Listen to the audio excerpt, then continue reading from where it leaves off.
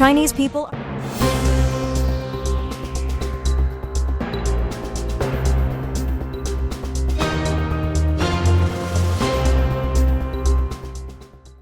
China's economy is in deep crisis. Apollo.com's Fang Xun reports that while the National Social Security Fund will rise by 5.2% to 11.89 trillion yuan, 1.65 trillion USD in 2024, government spending is growing faster, pushing expenditures to 11.99 trillion yuan, 1.66 trillion USD, and causing the first cash flow deficit since 2018.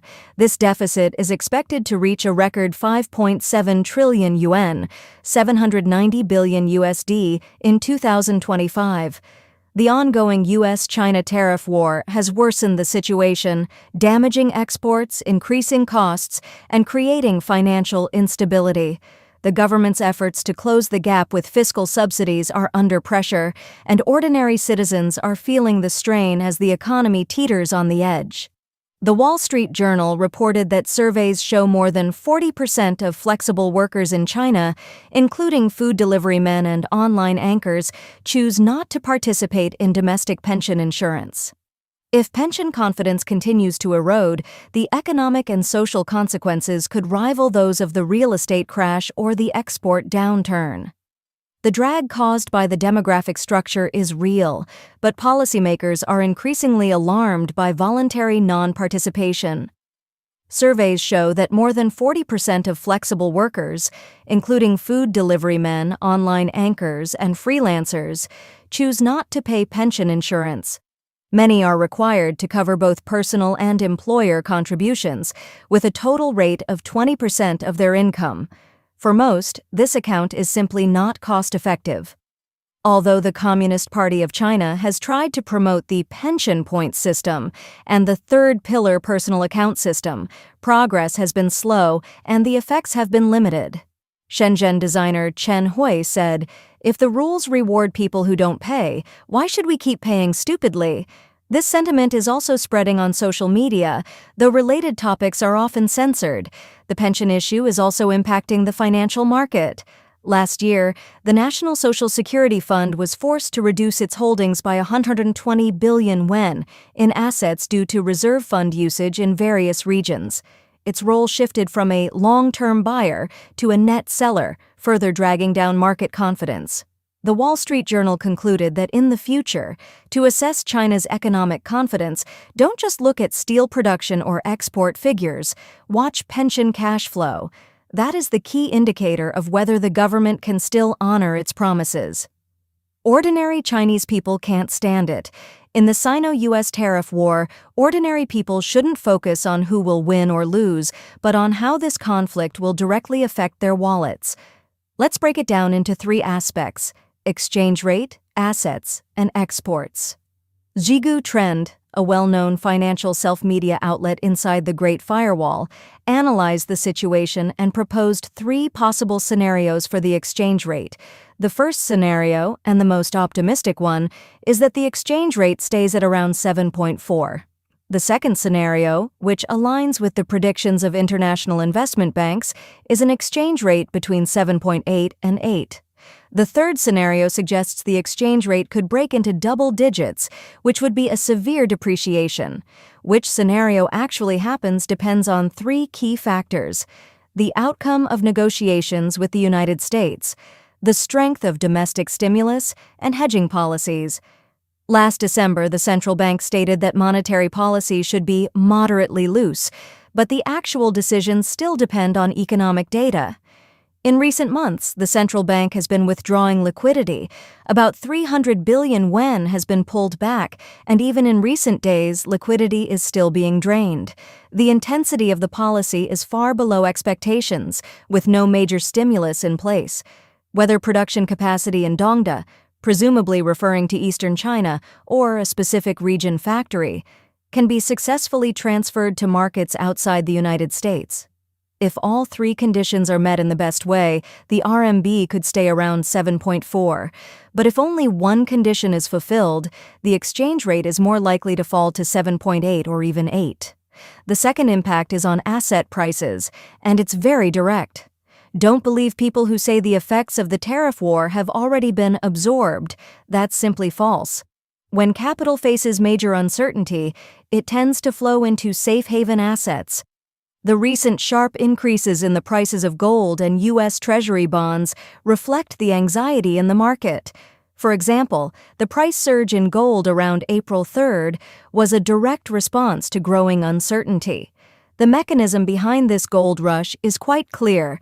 When people feel uncertain about the future, they're reluctant to take risks and look for stable assets. Gold is that safe haven. The third impact is exports. In the past, there was a saying that 3 carriages pulled the economy of the Eastern power upward. One was consumption, one was investment, and the last one was exports. Investment has been the brick industry, the infrastructure industry, and core driving force of the Eastern power in the past decade. But why is investment not working now? It's not that we don't want to invest, but that we can't find a place to invest. In the past, you could get 80 cents back for every dollar you spent, but now you can get 30 cents back for every dollar you spend. So in the past few years, we have been the real kind of machine exporter. Do you have an impression of the 4 words overcapacity? Not only the Americans, but also Indonesia and Thailand have frictions with us. Because we all use the method of involution, we exchange price for volume, cheap, and then export crazily. This is why exports can support our entire economy. What will happen next will really affect the next 3 years, and everyone should be prepared to survive for 3 years. Apollo.com commentator Zheng Haran pointed out that the CCP does not care about the lives of the people and is stubbornly confronting Trump. This tariff war will lead countless ordinary Chinese people to a dead end. The article makes it clear that the 145% tariff is not a joke. The exchange rate, assets, and exports are 3 knives that pierce the heart. Which one is not fatal? Once the export is shut down, the factory will close down, the workers will be laid off, and the young people will not even find a decent job. If the involution is over, they will not even have a meal. These days are getting harder and harder. It is not something that can be endured in 3 years. If there is no turnaround in the tariff war, ordinary people will not be able to survive at all. Survival crisis of Yiwu merchants. World supermarket collapses under 245% tariff. According to CNN's report on April 21st, Zhejiang Yiwu International Trade City is in trouble due to the 245% tariff. As a global Christmas decoration supply center that accounts for 90% of the U.S. market, its orders have dropped by 30%. Merchant Chen Li said that soaring costs and customer loss have made it difficult for the business to continue, and some merchants have closed their stores. Some people on the internet lamented that Yiwu's Christmas dream is shattered, while others criticized the CCP for inability to respond. Cakesin.com reported that Yiwu companies tried to turn to the Southeast Asian market, but the United States monitored re-export trade with little effect. The CCP's slogan of stabilizing foreign trade is empty and powerless. Yiwu's crisis is a microcosm of Made in China, exposing the fragility of its economic structure. From a deeper level, Yiwu's predicament reflects the failure of the CCP's economic policy. Long-term reliance on exports and low-cost competition, but the lack of technology and domestic demand support has led to passivity in the tariff war.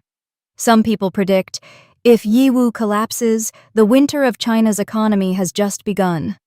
Under the rule of the Communist Party of China, Yiwu's Christmas dream will be completely shattered, and the collapse of the private economy will shake the rule of the Communist Party of China. The Belt and Road Initiative is unfinished again. Nepal. China used inferior materials to contract the airport, failed to complete it on schedule, and evaded taxes.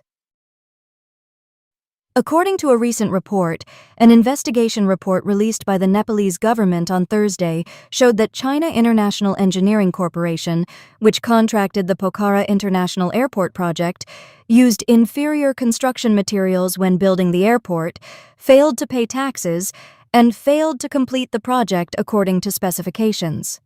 The report stated that the contract clearly required China International Engineering Corporation to complete excavation, backfilling, and laying runway gravel, but China International Engineering Corporation did not complete these works.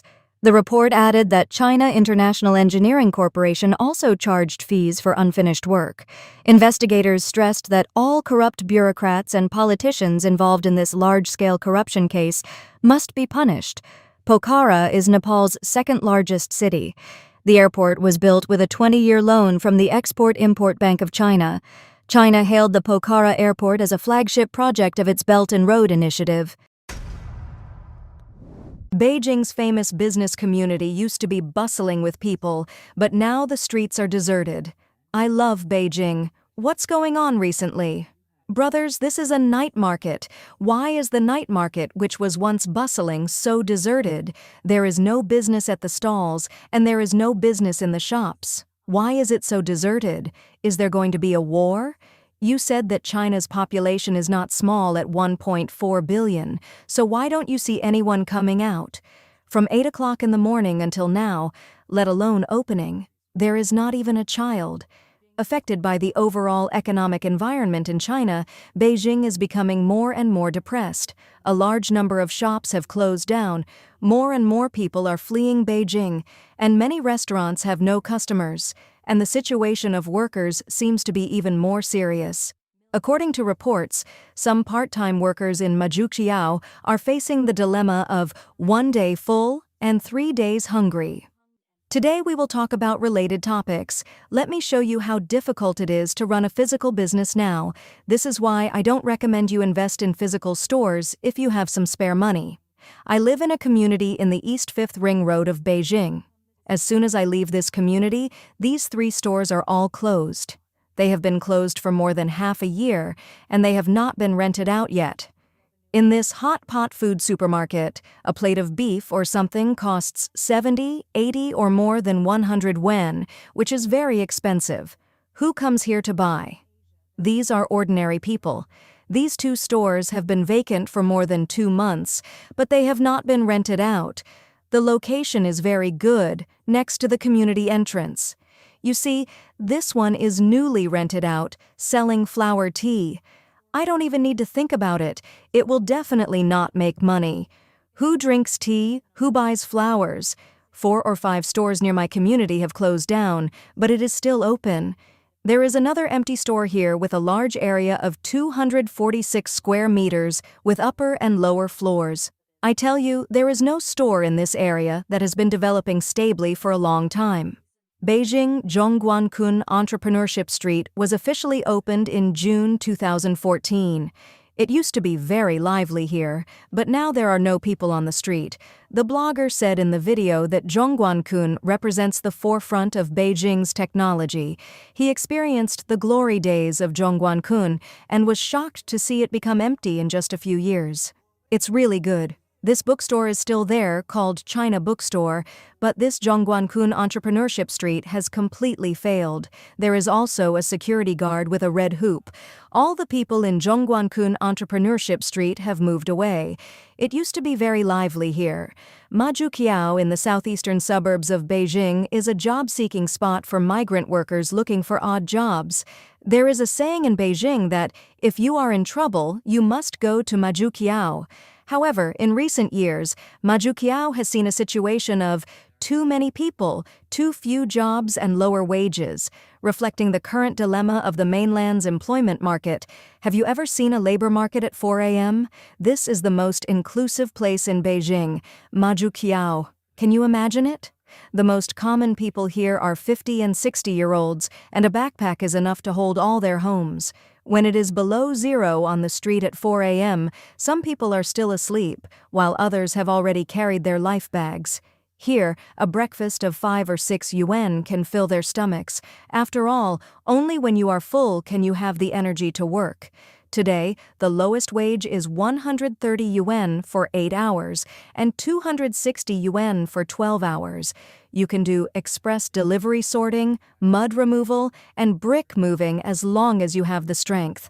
Whenever a boss says he wants to recruit workers, they will quickly surround him, because in the world of Xi'an, not being active means no food to eat, and only by working hard can you win more opportunities. As long as you are selected, it means you have a way to live today. I saw someone on the internet saying that Beijing is good but too tiring. Some people come with dreams and can only leave crying in the end. It is difficult for people who do odd jobs in Beijing to find jobs, and it is also difficult for college graduates to find jobs. Blogger Guo said that there are 3 college students in her family, all of whom are unemployed. There are 3 college students in my family who are all unemployed. I'm looking for a job in Tianjin, my sister is looking for a job in Zhengzhou, and my brother is looking for a job in our hometown. I worked in Beijing for 5 years before moving to Tianjin. I came to Tianjin My for the sister worked in postgraduate Beijing entrance for 3 examination years last before, year, and has I now started gone to looking for a job Zhengzhou in to look for a February job this year, but I haven't She has found been one looking yet. for 2.5 months but hasn't found one. My brother worked in Hangzhou for 2 years before and now can't find a job in Zhengzhou. He has been looking for a job all over the country but still can't find a suitable one. So how did the national unemployment rate of 5% come about? It's because almost everyone in our family is unemployed. I don't really understand where the 5% unemployment rate comes from. I feel like there are unemployed people everywhere around me. I left the workplace for 2 years and returned to Beijing this year to job hunt. Despite having 5 years of experience, I've had very few interviews. One company I negotiated salary with later said they stopped recruiting due to budget cuts, after 3 rounds of interviews and a month of waiting. Another company also halted recruitment during the 3rd round. Last year, after negotiating salary with another company, internal restructuring delayed the process until the offer was eventually canceled. It's all just too outrageous. Blogger Liu Xiaoyang and her husband are also migrant workers in Beijing.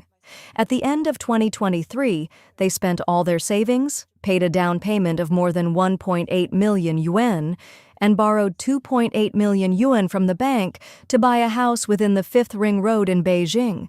However, a year after they bought the house, she was laid off by the company and left the company where she had worked for 8 years. Their lives suddenly fell into trouble. The sudden change caught me off guard. With our current situation, my husband's salary alone is not enough to support our monthly mortgage of 20,000 yuan and family expenses. All our savings from the past few years have been used to pay the down payment. Now I have no job and the balance in my wallet won't last long. This kind of thing happened to me, and I deeply realized how important cash flow is to a company and a family. If a company has no cash flow and encounters a crisis, the final outcome is bankruptcy. If a family has no savings, once something happens, it will be a mess. These past 2 days, I have been thinking about how to work in the future. At the age of 35, should I choose to start my own business or continue to look for a job? If I start a business, it is impossible to have income in the short term, and it also requires capital investment, and the risk is very high. With our current family situation, we can no longer afford any risks, and I don't have a particularly good entrepreneurial idea. Obviously, starting a business is not realistic. Looking for a job, a 35-year-old mother of 2 has no competitiveness in the workplace. Many people are eyeing jobs that pay just a few thousand yuan, and the salary is not enough for our expenses. I didn't expect that being unemployed in middle age would be so embarrassing. Dai, a migrant worker in Beijing, has been unemployed for almost 3 months and has not found a job. She went to an interview that day. The interview location could be reached in 1 hour, and there was no need to change buses. The commuting distance was really good, so I was looking forward to this interview. I communicated well with the other party on the recruitment software. Their online store sells maternal and infant products, which I am also very interested in. When I arrived at the interview location, the person in charge of the e-commerce department interviewed me first, and we had a very pleasant chat. After chatting for more than 20 minutes, he said that he needed the person in charge of another department to come for an interview. The person in charge was a serious-looking man, and his questions were quite professional. However, after he asked how old my baby was, he did not ask any further questions, which made me feel a little uncomfortable.